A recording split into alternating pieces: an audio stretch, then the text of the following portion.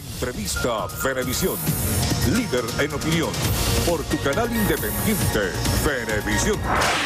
Muchísimas gracias por acompañarnos en Entrevista Venevisión. Ya estamos listos para iniciar nuestra conversación con el invitado del día de hoy. Él es César Aristimuño, economista, presidente de la firma Aristimuño, Herrera y Asociados. Gracias por estar con nosotros. Muy interesante contar con usted aquí.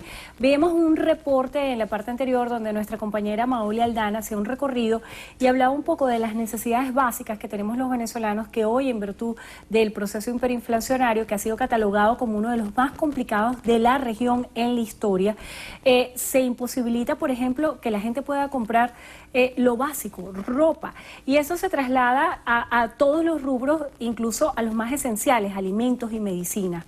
¿Por qué ha sido tan complicado derrotar este proceso de hiperinflación? La hiperinflación es un fenómeno estrictamente monetario. En todos los países del mundo existe un banco central. Venezuela no es la excepción.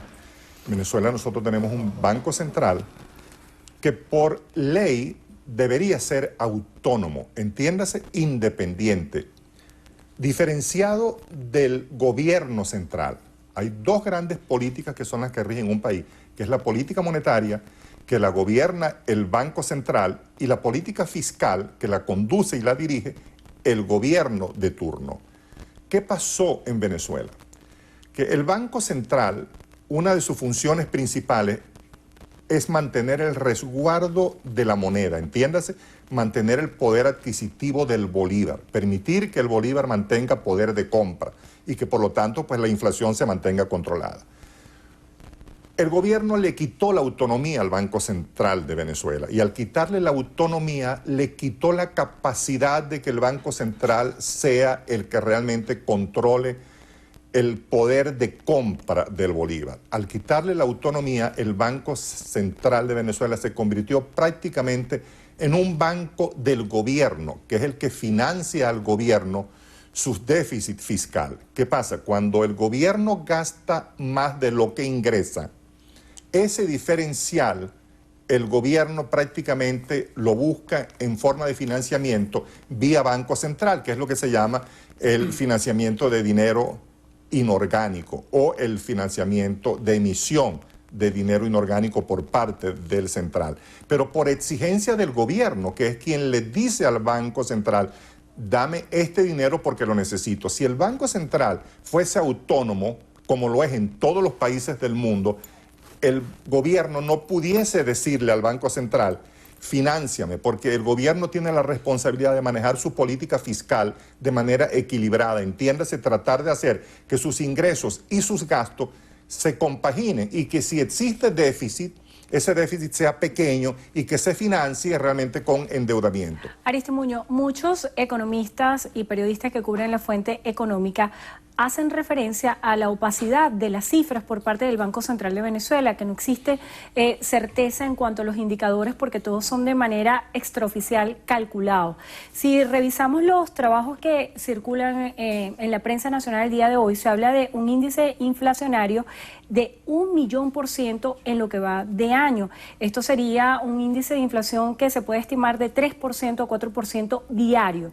¿Qué es lo que pasa? ¿Por qué no hay cifras oficiales? ¿Y cuál es el impacto de no tener estas cifras provenientes directamente de la fuente natural, que es el Banco Central de Venezuela? Claro, al quitársele la autonomía al Banco Central de Venezuela, se le quitó la potestad de que el Banco Central realmente pueda emitir cifras oficiales, que es como usualmente se venía haciendo en Venezuela. Ya para el gobierno decir que la inflación es 1 millón, 2 millones, pues el gobierno lo ve realmente como una noticia falsa. Pero realmente los niveles de hiperinflación en Venezuela, sin duda que están pasando ya, en términos anualizados, entiéndase, de octubre a octubre, ya casi nivel de 1.000.000%. Y la perspectiva es que el nivel de inflación cierre a fin de año en niveles cercanos a los 2, 3, 4 millones. Va a depender mucho de lo que realmente suceda en noviembre y lo que sucede en diciembre. Se ha hablado mucho dentro de las respuestas que se buscan para esta crisis de posibilidades y escenarios. Por ejemplo, dolarizar la economía nacional. Quisiera conocer su visión y también quisiera conocer otro punto de vista, porque se habla de que aún el país no está dolarizado, pero cuando vas a la calle y consultas un precio, todos los productos están dolarizados menos los ingresos que tenemos los venezolanos. ¿Qué es lo que pasa allí? Es un punto interesante porque eso es un debate que en Venezuela lo hubo hasta recientemente, dolarizar o no dolarizar la economía. Obviamente hay posiciones distintas en ese sentido. Pero en ese sentido es importante señalar lo siguiente. El nivel de depreciación del bolívar versus el dólar en lo que va de año ha sido de 22.000%. En otras palabras, el bolívar se ha devaluado versus el dólar en 22.000% en 10 meses. Mientras que la inflación para ese mismo periodo ha subido 286.000%. O sea que eso rompe el mito de que el dólar no oficial es el causante de la hiperinflación. No, el causante de la hiperinflación es la emisión de dinero descomunal por parte del Banco Central de Venezuela por exigencia del gobierno central. Entonces, dolarizar la economía en Venezuela, en un país que hoy cuenta con apenas 8.000 millones de dólares en reservas internacionales, de las cuales 6.000 millones es oro no monetario, pues resultaría en este momento muy difícil, sobre todo cuando tenemos una producción petrolera que es la que permite generar ingresos en divisas, pues en continuo declive, al punto de que pues es posible que Venezuela, es una posibilidad no deseada, creo que por ningún venezolano, Venezuela deje de ser un país exportador de petróleo el año entrante si el nivel de caída de producción petrolera sigue a los niveles que está teniendo actualmente. Aristimuño, hay unas declaraciones del economista Jesús Faría que me encantaría pudiéramos analizar. Él asegura que las medidas tomadas por el presidente Nicolás Maduro están dando frutos al lograr, esto va todo entre comillas, lograr derogar el control de cambio. Hay un problema aún que está relacionado con el precio y está establecida una subasta de precios, pero persiste el mercado paralelo. Tenemos que tomar medidas porque la libertad cambiaria tiene que estar aparejada con la unificación de la tasa de cambio. ¿Se puede hablar de que se está haciendo una liberación parcial del control de cambio en Venezuela? No, realmente no hay liberación del control de cambio en Venezuela, pues el dólar paralelo sigue siendo pues prácticamente el de mayor oferta en el país. El dólar oficial vía DICOM prácticamente pues son subastas que en muchos casos se asignan, pero en muchos casos no se pueden utilizar por los problemas de corresponsalía que hay con los bancos internacionales. Es interesante que sepamos que muchas de las personas que le han sido asignadas divisas por parte del DICOM no han podido realmente hacer uso de esas divisas porque a niveles de corresponsalía pues tenemos realmente problemas en poder utilizar las divisas por parte de muchas empresas. O sea que en Venezuela realmente los resultados de estas reformas que el gobierno ha venido haciendo no están dando realmente los frutos que se han esperado. Las estrategias que ha planteado el Ejecutivo Nacional en cuanto a los llamados a ahorrar en petro y en oro son válidas. Pues ¿quién puede ahorrar en dólar, en petro en Venezuela y en oro cuando la capacidad de ahorro del venezolano prácticamente es inexistente?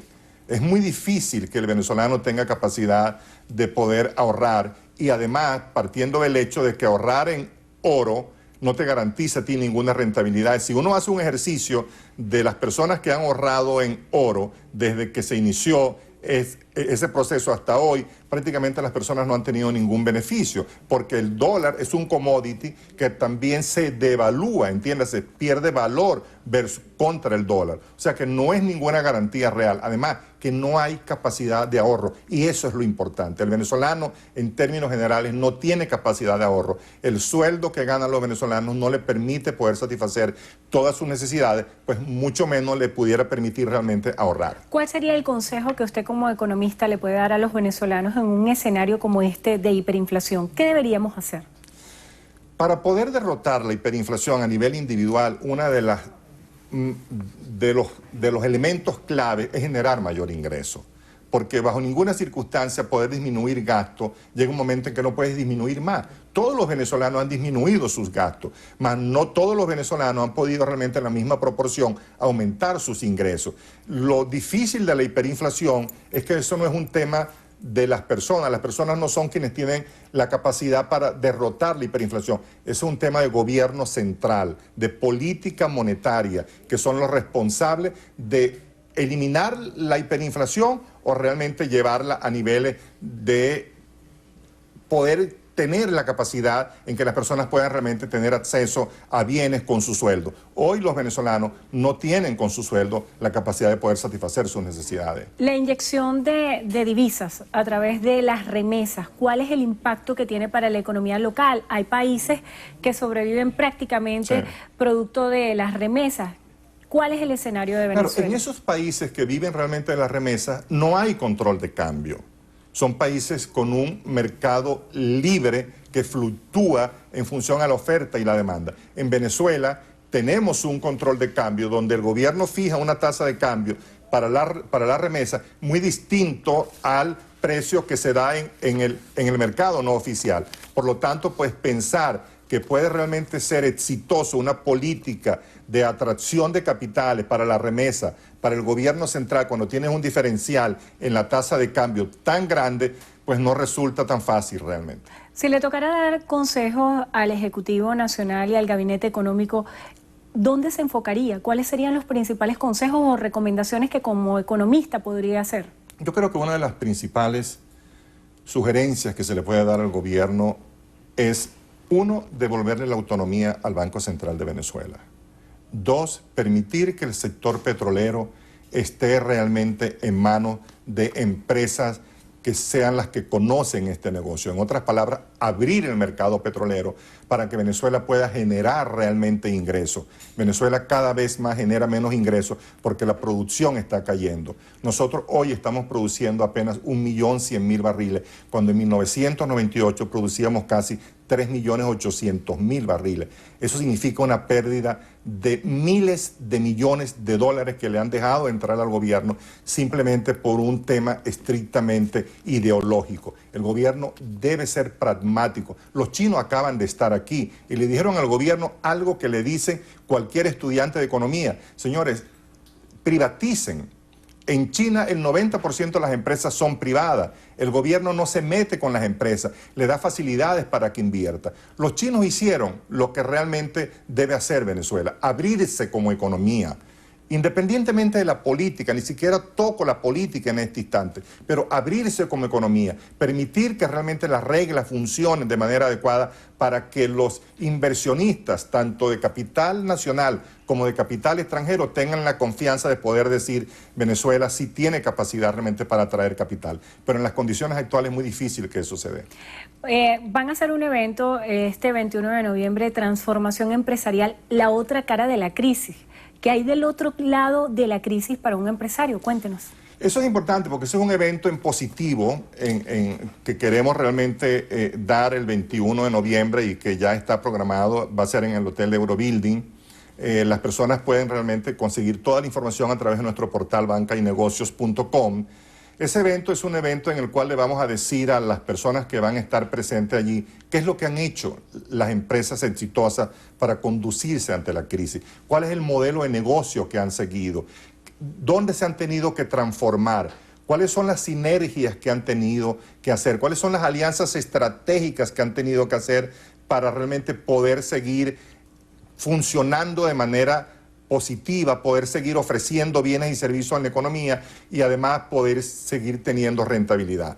Ese es un evento que va a contar con expertos exitosos en el tema gerencial, en el tema empresarial y en el tema de asesoría. Ahí vamos a tener, realmente hicimos una alianza con la gente de PricewaterhouseCoopers, que es una de las 4 firmas de auditoría y consultoría más grandes del mundo, que va a estar presente allí, en el cual pues vamos a hablar sobre los temas de alianzas estratégicas, sobre cuáles son los caminos que deben seguir las empresas en este momento para poder conducirse de manera exitosa. Así que invitamos a la gente, a los empresarios. ¿Quiénes participan en ese evento? Le iba a preguntar. Ahí va a participar... Pues ¿quiénes pueden ir como invitados? Todos aquellos que realmente tengan emprendimiento, que tengan empresas, que quieran realmente formar una empresa, todos aquellos que tengan una compañía están plenamente invitados porque es un evento que les va a dar herramientas, les va a dar realmente caminos para poder conducirse ante la crisis. Bueno, ya lo saben, Transformación Empresarial, la otra cara de la crisis. Gracias por acompañarnos. Encantado. César Aristimuño, economista, presidente de la firma Aristimuño Herrera y Asociados. Vamos a hacer una breve pausa